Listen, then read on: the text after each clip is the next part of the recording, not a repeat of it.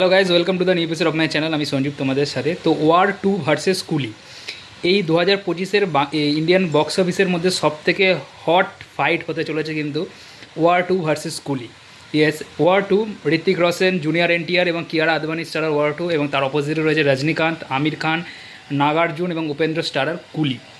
একটাকে ডিরেক্ট করছে হচ্ছে আয়ন মুখার্জি এবং যেটাকে ডিস্ট্রিবিউট এবং প্রডিউস করছে ইয়াসরাজ ফিল্মস, এবং অপরদিকে কুলিকে ডিরেক্ট করছে হচ্ছে লোকেশ কাঙ্গনারাজ, এবং এই সিনেমাটাকে ডিস্ট্রিবিউট এবং প্রডিউস করছে আপাতত যেটা জানা যাচ্ছে হচ্ছে সান পিকচার্স, এবং নর্থে হয়তো এ ফিল্মস এটাকে ডিস্ট্রিবিউট করতেই পারে, বা এশিয়ান যে মাল্টিপ্লেক্স বলে একটা ইয়ে আছে তারাও ডিস্ট্রিবিউট করতে পারে, তাদের এখন অফিসিয়ালি জানানো হয়নি।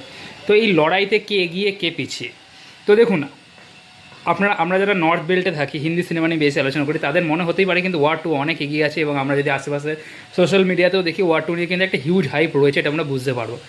কিন্তু যদি আপনি নিউট্রাল অডিয়েন্স দেখেন, যারা সিনেমা দেখা পছন্দ করে, এবং যদি সাউথের দিকে দেখেন, সেক্ষেত্রে কিন্তু সাউথে কিন্তু কুলির একটা হিউজ রমরমা রয়েছে, এবং যদি নিউট্রাল অডিয়েন্সদের কথাও বলেন সেক্ষেত্রেও কিন্তু কুলি কিন্তু কোনোরকমভাবে পিছিয়ে নেই। তবে আমরা বলতে পারি লড়াইটা কিন্তু 19-20-এর পার্থক্যতেই চলছে দুটো টিমের। এবার যদি আমি ওয়ার 2-তে বলি, ওয়ার 2 এর হিট হওয়ার চান্স কত দূর? দেখুন, ওয়ার 2 এর ক্ষেত্রে এবারে সবথেকে বেশি যেটা আমার মনে হয় ফ্যাক্টর হতে পারে, এক্স ফ্যাক্টর হতে পারে, সেটা হচ্ছে জুনিয়র এনটিআর। সে এই মুহূর্তে কিন্তু একটা হটেস্ট সেলিং স্টার হতে একটা সে, তার নর্থ বেল্টও একটা হিউজ রমরমা আছে, সাউথ বেল্টও তার কিন্তু হিউজ রমরমা আছে, বিশেষ করে তেলেগু স্টেটে, ঠিক আছে, সেখানে কিন্তু তার ভালো রমরমা আছে। তার আর্ট থ্রিলার বলুন, লাস্ট দেভরা পার্ট 1 বলুন, সেগুলো কিন্তু নর্থের সঙ্গে সঙ্গে সাউথের স্টেটগুলোতে ভালো বিজনেস করেছে। তো সে কিন্তু একটা বিশাল বড় সেলিং ফ্যাক্টর এই সিনেমার জন্য। প্লাস ঋত্বিক রোশন, অবশ্যই নর্থ বেল্টে তার একটা কিন্তু হিউজ ফ্যান ফলোয়িং আছে, এটা আমরা জানি। আমরা যদি দেখি তার লাস্ট ফাইটার যে সিনেমাটা, সেটা বক্স অফিসে ঠিকঠাক ওয়ার্ক না করলেও কিন্তু সিনেমাটা কিন্তু প্রায় 350 কোটি টাকার কাছাকাছি বিজনেস করেছিল, যেটা কিন্তু একটা হিউজ নাম্বার। তো সেটা একটা ঋত্বিক রোশনের সিনেমাকে যে একটা ভালো যে রেমিনিউশন নিয়ে আসে তার সিনেমার জন্য, সেটা কিন্তু আমরা প্রত্যেকে জানি। প্লাস স্পাই ইউনিভার্সের সিনেমা, স্পাই ইউনিভার্সের আগের সিনেমাগুলো যদি আমরা দেখি, সেটা টাইগার জিন্দা হয় হোক, কি পাঠান হোক, কি ওয়ার হোক, কি লাস্ট টাইগার 3 হোক, প্রত্যেকটা সিনেমাই কিন্তু মিনিমাম 400 কোটির উপরে বিজনেস করেইছে। এদিকে কিন্তু কোনোরকম কোনো ইয়ে নেই। স্পেশালি ওয়ার, যেটার সিকুয়েল হচ্ছে ওয়ার 2 বলতে পারি, তো সেই ওয়ারও কিন্তু 400-450 কোটি টাকার বিজনেস করেছিল। তো সেই একটা সেলিং ফ্যাক্টর এই সিনেমারও রয়েছে, তো একটা হিউজ পরিমাণ অডিয়েন্স কিন্তু ওয়েট করে আছে ওয়ার্ডের, এবং স্পেশালি এই যে ফেস অফটাকে সেভাবে বিল্ড আপ দেওয়া হয়েছে যে যাতে লোকে এই Hrithik Roshan versus junior NTR এই জিনিসটাকে দেখার জন্য আগ্রহী হয়ে ওঠে। প্লাস কিয়ারা আদবানি রয়েছে, প্লাস অ্যাকশন সিনেমা, সেটা তো আমরা জানি। এইগুলো হচ্ছে এই সিনেমার জন্য কিন্তু খুব বড় এক্স ফ্যাক্টর। কিন্তু এই সিনেমার অনেকগুলো মাইনাস পয়েন্টও আছে। সেই মাইনাস পয়েন্ট হচ্ছে সিনেমার যে টিজার লঞ্চ করা হয়েছে লাস্ট, সেই টিজারটা কিন্তু একেবারেই ভালো রিভিউ পায়নি। ইয়েস, সেই সেম জিনিসপত্র দেখানো, সেই সেম স্টোরি লাইন আপ, বিশেষ করে ওয়ারের সঙ্গে হিউজ পরিমাণ মিল, পাঠানের সঙ্গে হিউজ পরিমাণ মিল থাকার টিজারে যে জিনিস দেখেছে, এটা কিন্তু একটা হিউজ ব্যাকল্যাশ খেয়েছে টিজারটা, আমরা প্রত্যেকেই এটা জানি। যদি অনেকের ভালো লেগেছে, তারা যদি ফ্যান্স হয় বা নিউট্রাল অডিয়েন্স অনেকে ভালো লেগেছে, কিন্তু বেশিরভাগ অডিয়েন্স কিন্তু এই সিনেমাটাকে একটা হিউজ ব্যাকল্যাশ দিয়েছে তার এই সেম প্লট বা সেম জিনিসপত্র দেখানোর জন্য। এবার এটা দেখার বিষয় হচ্ছে সিনেমাতে এসে বা ট্রেলার যখন আসবে সেইগুলোতে তারা কীরকম কী পরিবর্তন করে। প্লাস গান, যেটা ওয়ারের ক্ষেত্রে কিন্তু বা পাঠানের ক্ষেত্রে কিন্তু বা টাইগারের ক্ষেত্রে কিন্তু টাইগার 3 ক্ষেত্রে কিন্তু একটা বড় প্লাস ফ্যাক্টর ছিল, যে গানগুলো খুব পপুলার হয়েছিল। সে আপনি ঝুমে জো পাঠান বলুন, কি ওয়ারের সেই জয় জয় জয় শ্রীশঙ্কর বলুন, সব গানগুলো কিন্তু খুব পপুলার হয়েছিল। কি ঘুঙরু টুট যায়, এই গানগুলো কিন্তু সব খুব পপুলার হয়েছিল। টাইগার 3-রও যে এই যে সোয়াগ সে করেঙ্গে সবকা স্বাগত, এই গানটা, বা টাইগার 3-তে যে গানটা ছিল, ওই গানগুলো কিন্তু খুব পপুলার হয়েছিল। তো ওয়ারের ক্ষেত্রে কিন্তু এখনও কিন্তু 1 মাস বাকি আছে আর সিনেমাটার, কিন্তু এখনও কিন্তু কোনোরকম গান তারা নিয়ে আসেনি। এবার দেখার কি গানগুলো কীরকম কী হিট হয়। তো গানগুলো যদি হিট হয় তাহলে কিন্তু সিনেমাটা হিট হওয়ার একটা চান্স থাকতে পারে, এবং প্লাস ট্রেলার যখন আসবে, ট্রেলার যদি একটা এক্সট্রাঅর্ডিনারি লেভেলের করতে পারে, তাহলে কিন্তু আবার হিউজ বাজ ক্রিয়েট করতেই পারে সিনেমাটা। বাট অবশ্যই সিনেমাটা মিনিমাম আপনি ধরে রাখতে পারেন যে 350 থেকে 400 কোটি টাকার কিন্তু একটা বড় বিজনেস করবে, এবং স্ক্রিন পাওয়া নিয়ে সিনেমাটার কোনো অসুবিধা হবে না, কারণ ইয়াসরাজ ফিল্ম সিনেমাটাকে ডিস্ট্রিবিউট করবে, এবং এই মুহূর্তে যেটা না আছে, তারা আইম্যাক্সের সঙ্গে এটা চুক্তি করে নিয়েছে যে 2 সপ্তাহ কিন্তু, প্রথম 2 সপ্তাহ সমস্ত আইম্যাক্স চেনে কিন্তু খালি ওয়ার 2 চলবে। ইয়েস, তারা কিন্তু এই চুক্তিটা করে নিয়েছে যে ওয়ার 2 কিন্তু সমস্ত আইম্যাক্স চেনে প্রথম 2 সপ্তাহ চলবে। সেক্ষেত্রে প্রথম 2 সপ্তাহ কিন্তু ওয়ার 2কে আটকানো একটু হলেও ইম্পসিবল আছে।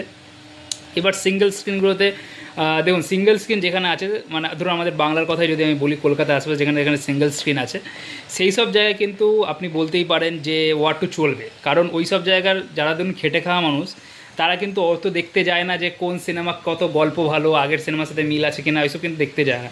তো সিঙ্গেল স্ক্রিনে কিন্তু ওয়ার টু চলবে, এবার সিঙ্গেল স্ক্রিনে কুলিও চলবে, সেটাও আমরা প্রত্যেকে জানি। এবার কুলি কতটা সিঙ্গেল স্ক্রিন পাবে নর্থ ইন্ডিয়াতে, সেটা একটা কোশ্চেন থাকতে পারে। তো এইগুলো হচ্ছে প্লাস এবং মাইনাস পয়েন্ট। তবে এটা আপনাকে বলে রাখতে পারে মিনিমাম 300 থেকে 400 কোটি টাকার কালেকশন সিনেমাটা তো আনবেই, এটা একদম শিওর, যদি সিনেমাটা খুব খারাপ হয়। আর যদি হিট হয় তাহলে 1000 কোটিও আনতে পারে, সেটা মানে গল্প যদি ভালো হয়, মানুষের সঙ্গে যদি ক্লিক করে যায়, মানুষের সেন্টিমেন্টের সঙ্গে, তাহলে তো 1000 কোটিও আনতে পারে। এবার যদি অপরদিকে আমি কুলির দিকে চলে যাই, কুলির ক্ষেত্রেও কিন্তু বেশ কতগুলো এক্স ফ্যাক্টর আছে। ফার্স্ট যে এক্স ফ্যাক্টরটা যেটা সব থেকে বেশি ক্লিক করবে নর্থ ইন্ডিয়াতে, সেটা হচ্ছে আমির খান। ইয়েস, দীর্ঘ 7-8 বছর পরে, মানে ঠাগস অফ হিন্দুস্তানের পরে আমির খানকে আবার দেখা যাবে হচ্ছে কমার্শিয়াল অ্যাকশন ফিল্মে। এবং আমির খানের যে একটা লুক ভাইরাল হয়েছিল, পোস্টার তারা এনেছিল, সেটাও কিন্তু বেশ পপুলার হয়েছে, যে হাতে হুকোর মতো একটা ইয়ে নিয়ে। তো নর্থ বেল্টে কিন্তু আমির খানের লাস্ট সিতারা জামিন পরে বক্স অফিসে ভালো ওয়ার্ক করলো। তো এই সিনেমাটাও কিন্তু নর্থ বেল্টে আমির খান কিন্তু একটা এক্সপেক্টার হতে চলেছে। প্লাস সাউথ বেল্টে যদি বলি, সাউথ বেল্টে রজনীকান্ত কেরালা এবং তামিলনাড়ুতে তার হিউজ ফ্যান ফলোয়িং আছে। প্লাস নর্থ বেল্টেও একটা মানে ডিসেন্ট ফ্যান ফলোয়িং তারা আছে, মানে তার সিনেমা একটা ডিসেন্ট, মানে তার দেখবেন আপনি যদি লাস্ট যে সিনেমাগুলো দেখেন, দরবার বা আরও যেসব সিনেমাগুলো রাস্তায় রিসেন্ট টাইমে রিলিজ করেছিল, প্রত্যেকটা সিনেমাই কিন্তু মোটামুটি ভালো স্ক্রিন পেয়েছে নর্থ বেল্টে, ঠিক আছে।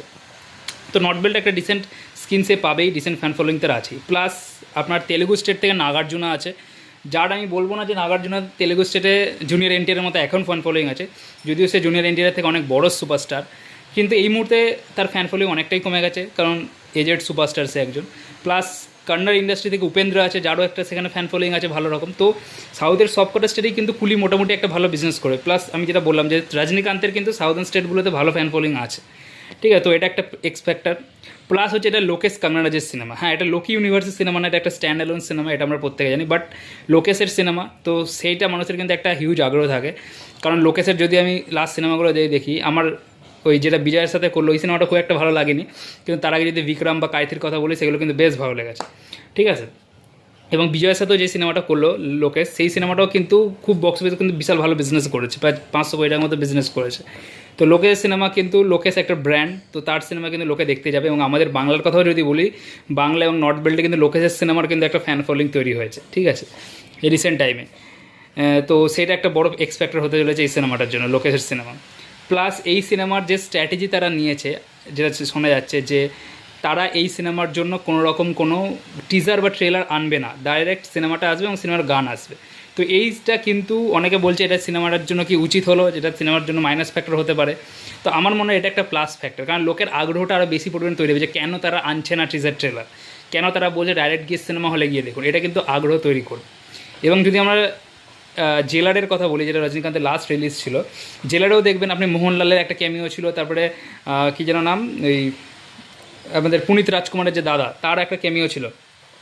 তো এখানেও কিন্তু সেরকমই নাগার্জুন এবং উপেন্দ্রর ক্যামিও আছে। তো জেলারের যেরকমভাবে এই ক্যামিওগুলোকে ইউজ করা হয়েছিল, সেটা কিন্তু দারুণভাবে এক্সিকিউট করেছিল।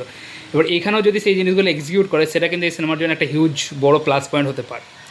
এবার এই সিনেমার দেখুন মাইনাস পয়েন্ট যদি বলি, দেখুন এই সিনেমার কোনো রকম কোনো মাইনাস পয়েন্ট নেই, কারণ এই সিনেমার যেটা টার্গেটেড অডিয়েন্স, সেটা কিন্তু সাউথেরই অডিয়েন্স। ইয়েস, এরা কিন্তু নর্থের থেকে যে হিউজ পরিমাণ বিজনেস করবে, তা সেই আশা কিন্তু এদের প্রোডাকশন হাউসও করে না। ইয়েস, সেই জন্য সান পিকচার্সে প্রবাবলি এটাকে ডিস্ট্রিবিউট করবে, কারণ তারা নর্থে মোটামুটি 500 থেকে 1000 স্ক্রিন যদি পেয়ে যায়, তাহলে কিন্তু তাদের জন্য হিউজ। কারণ তারা সাউথে মোটামুটি 3-4 হাজার স্ক্রিনে তারা রিলিজ করবে, প্লাস ওভারসিজ আছে, ও যেখানে ওভারসিজে সাউথের সিনেমা হিউজভাবে বিজনেস করে। তো এই সিনেমার যে মাইনাস পয়েন্ট বলে আমি কিছু মনে করি না। হ্যাঁ, ওয়ার 2 এর জন্য চাপে পড়তে পারে সাউথে, এই নর্থে। এবার যদি ওয়ার 2 ঠিকঠাক ওয়ার্ক না করে, তাহলে নর্থের যে হলস আছে সেগুলো কিন্তু খেয়ে নিতে পারে এই সিনেমাটা।